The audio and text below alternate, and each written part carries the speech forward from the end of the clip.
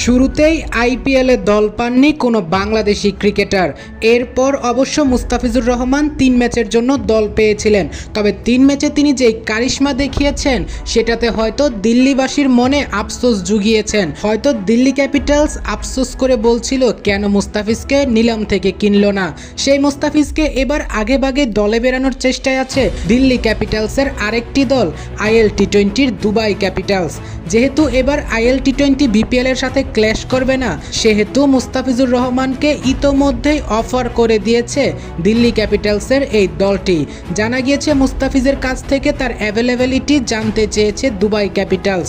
শুধু তাই নয়, মুস্তাফিজকে দলে বেরাবে সেই কথাটাও জানিয়ে দিয়েছে। সেই সময়টায় অবশ্য বাংলাদেশের তেমন কোনো সিরিজ থাকবে না আন্তর্জাতিক। হ্যাঁ, ঘরোয়াভাবে হয়তো নবাগত টি-20 লিগ এনসিএল টি-20টা চলবে, তবে সেক্ষেত্রে হয়তো এনসিএল টি-20র কারণে কোনো প্লেয়ার ধরে রাখবে না। মুস্তাফিজুর রহমানকে এনওসি দিয়ে দিবে বিসিবি, কেননা এখানেও টি-20 খেলতো, সেখানে গিয়েও টি-20 খেলবে। আর যেহেতু আইএল টি-20-র এক একটা দলে প্রায় 15 থেকে 20 জন বিদেশি ক্রিকেটার প্রয়োজন হয়, সেক্ষেত্রে শুধু মুস্তাফিজুর রহমান নয়, এবারের আইএল টি-20তে দেখা যাবে একাধিক বাংলাদেশি ক্রিকেটার। এই যেমন সাকিব আল হাসান, লিটন দাস, মেহেদী মিরাজ, রিশাদ হোসেন কিংবা তানজিদ তামিম বা তাসকিনদের মতো ক্রিকেটারদের। আপনি শুনলে অবাক হবেন, ইতোমধ্যেই 40+ বাংলাদেশি রেজিস্টার করে ফেলেছে আইএল টি-20-র নিলামের জন্য।